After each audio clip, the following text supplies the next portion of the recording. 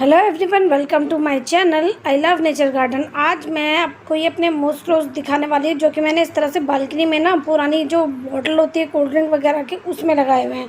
और देखिए कितने सुंदर तरीके से खिल रहे हैं। ये ऐसे ही मैंने ना कलर किया इसमें ना कुछ किया, बस इसी तरह से थोड़ी मिट्टी भरी और ऊपर से कटिंग करके और लगा दी। और ये बालकनी में देखने में सुंदर लगते हैं, ऐसा लगता है कितने अच्छे और महंगे जो है पॉट है, क्योंकि ये बहुत ज़्यादा बुशी होते हैं, जिस वजह से इनकी जो बोतल है वो नीचे की दिखाई नहीं देती। ये टर्टल वाइन भी लग गया है और देखिए कितना खूबसूरत है। ये देखिए, ये मैंने अपने घर के बाहर जो है इस तरह का नेस्ट लगाया है चिड़ियों के लिए। इसमें सनबर्ड या गौरैया कोई भी आकर रह सकती है, कोई भी बर्ड्स आएगी, बहुत प्यारी लगेगी। इस तरह से थोड़ी सी हैंगिंग बास्केट लगाया हुआ है। ये मैंने जो है कटिंग से ही लगाया है, इतना ही बड़ा कटिंग लगाई थी।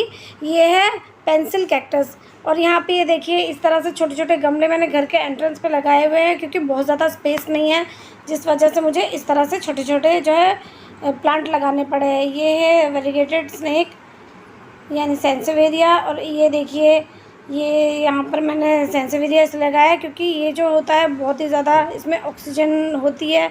और ये है मेरा सिंगोनियम, ये है ग्रीन वाली वैरायटी जो होती है, बेल की तरह बढ़ती रहती है, वो है। ये देखिए ऊपर तक। और यहीं मैंने ऊपर जो है 2 हैंगिंग बास्केट लगा दिए हैं। इसमें दोपहर खिली है, जेड है, और दोनों में दोपहर खिली है। एक में ऑरेंज कलर और एक में येलो है। मैंने सोचा कि क्यों ना आपको अपने आज बाहर का एंट्रेंस दिखाया जाए। हमेशा छत दिखाती हूँ, तो अपने घर के आसपास या घर के बाहर अगर थोड़ा सा भी स्पेस है तो कुछ पौधे लगाएं घर के पास, जो है घर के बाहर सफाई रखें, जिससे कि हमारे घर में हमेशा बरकत बनी रहती है, अगर घर साफ़ हो, बाहर साफ़। वास्तुशास्त्र के हिसाब से भी कहा गया है कि अगर हमारे घर का द्वार साफ होगा, सुंदर होगा, तो वहाँ जो है लक्ष्मी का वास होता है।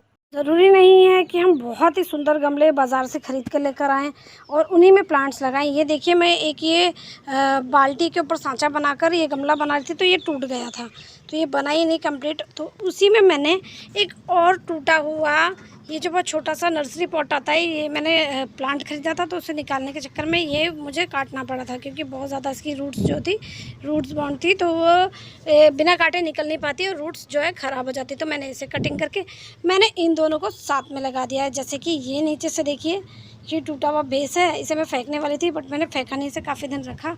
और इसके बाद मैंने इसमें ये मॉस्क रोज़ लगा दिए, अलग अलग कलर के, कितने खूबसूरत लग रहे हैं। और इसी के बीच में ये लगा दिया। जब पानी डालती हो तो ये अच्छे से जो है बिल्कुल पानी इसमें चला जाता है और वेस्ट नहीं होता है पानी। प्लांट्स को जो है पानी बहुत अच्छे से मिल जाता है।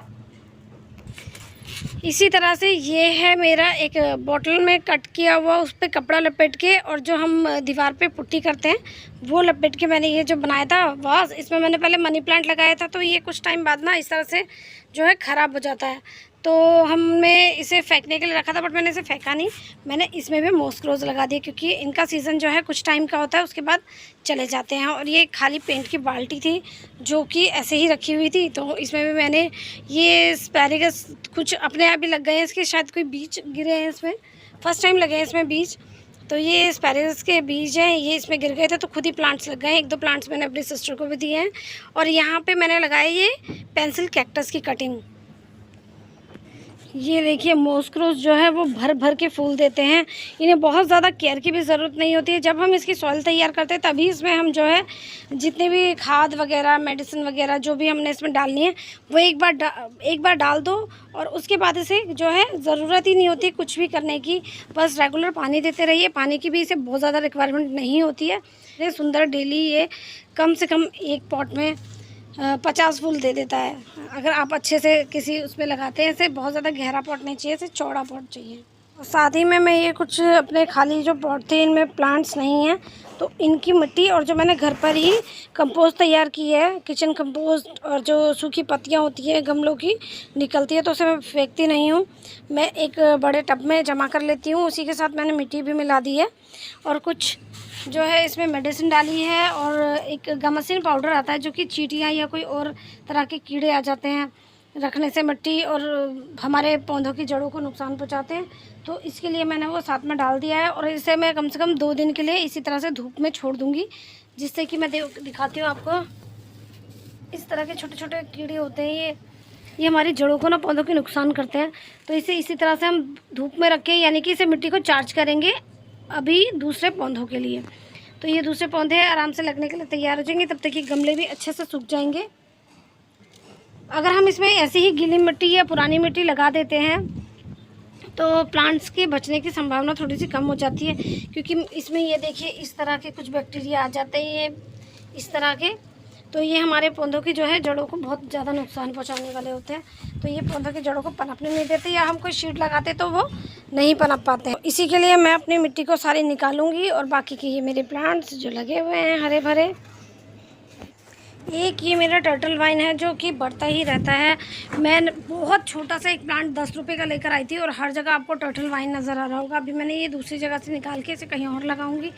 और हर किसी गमले में ये हल्का सा छोटी सी कटिंग भी इसकी अगर आपको मिलती है तो आप लगा लीजिए, क्योंकि ये इतना घना हो जाता है जिसकी पूरी दीवार इसमें भर जाए। उसे बहुत ज़्यादा गहरे पॉट की ज़रूरत नहीं है, किसी भी टूटे फूटे डब्बे में भी आप लगा देंगे हल्की मिट्टी डाल के, और इसे कंपोस्ट की भी बहुत ज़्यादा रिक्वायरमेंट नहीं होती है, तो ईजिली पनपता रहता है।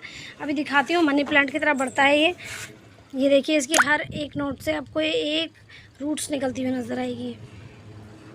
छत पे जो है स्पेस कम है तो मैंने इस तरह से दीवार पे ये पत्थर लगा कर इस तरह से ये जो है प्लांट्स ऊपर चढ़ा दिए हैं, जिससे कि ये काफ़ी ऊंचे भी हो गए और नीचे जो है थोड़ा सा स्पेस भी मिल गया है हमें।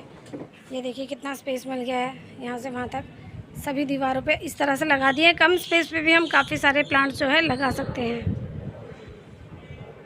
समय समय पे अपने जो है प्लांट्स की देखभाल भी करते रहिए। इस तरह से ये जो खरपतवार उग जाती है तो इस खरपतवार को आपको उखाड़ना ज़रूरी है। ऐसे तो ये इसकी मेडिसिनल वैल्यू बहुत ज़्यादा है, पर ये क्या होता है कि हमारे प्लांट को जो है बढ़ने नहीं देती है, सारी उसकी एनर्जी ले लेती है। तो इस तरह से जो है मैं इन्हें निकाल के हटा दूँगी साइड में। ये देखिए बहुत ज़्यादा हो रही है।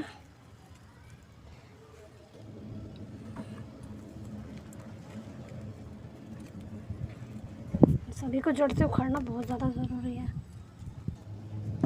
ये देखिए इन खरपतवार के जो है जड़ें कितनी ज़्यादा हैं, और ये जो है प्लांट्स मेरा सूखता चला जा रहा है। मतलब बढ़ने की इसको जितनी एनर्जी चाहिए वो सारी उससे ज़्यादा जो है ये जो घास वगैरह होती है ये ले लेती है। तो इसी तरह से इन्हें हटा दूँगी। और ये तो वही है दोपहर खिली, इसका भी सीज़न अब ऑफ हो जाएगा तो इसे मैं लगे रहने दूँगी। और इसकी गुड़ाई मैं इस तरह के नाइफ से ही कर लेती हूँ। ज़रूरी नहीं है कि हमें गार्डनिंग के लिए बहुत ज़्यादा महंगी जो सामान ख़रीदने की ज़रूरत होती है। हमारे घर में अक्सर पुरानी चीज़ें होती हैं, नाइफ़ वगैरह, उससे भी हम गुड़ाई कर सकते हैं। ये देखिए इसी तरह से ये सॉन्ग ऑफ इंडिया में भी काफ़ी सारी ये चौलाई होती है जो ये लगी हुई है, तो इसकी भी आसपास गुड़ाई कर लेंगे हम।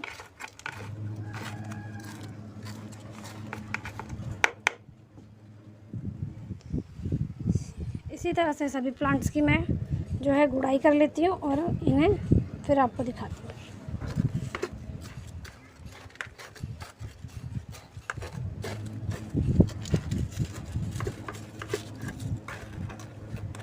पीपल में लेकर आई थी, मैंने आपको इससे दिखाया था कि मैं किस हालत में लेकर आई थी। ये किसी ने निकाल कर किसी की दीवार पे लगा होगा या कहीं लगा होगा, तो निकाल के रोड में फेंक रखा था। इसके ऊपर से कई गाड़ियाँ निकल कर गई और ये बिल्कुल कुचला पड़ा था। ये देखिए इसके पत्ते मैंने अभी भी हटाए नहीं, क्योंकि मुझे विश्वास नहीं था कि जिएगा। बट मैंने जब इस प्लांट को देखा तो ऐसा लगा कि जैसे कि ये मतलब जीना चाहता है। तो मैंने इसे उठा लिया रास्ते से और मैं लेकर आकर मैंने इसे इस तरह से इसमें लगा दिया। ये मेरा खाली पॉट पड़ा हुआ था, तो मैंने इसकी मिट्टी वगैरह कुछ नहीं हटाई, ना ही इसमें कोई कंपोस्ट डाली, और बस इसे डायरेक्ट लगा दिया। और ये देखिए कितना सुंदर तरीके से ये मैं लेकर आई थी लास्ट संडे। तो आज ये प्लांट जो है वो कितना अच्छा सा हो गया है। और इसके जो एक्स्ट्रा ये जो सूखे पत्ते हैं अब मैं इन्हें निकालूंगी, क्योंकि मैंने इसके पत्ते और इसकी कटिंग इसलिए नहीं की थी क्योंकि ये ऑलरेडी शॉक में था और मैं नहीं चाहती थी कि इससे कुछ ज़्यादा नुकसान मेरी वजह से पहुँचे।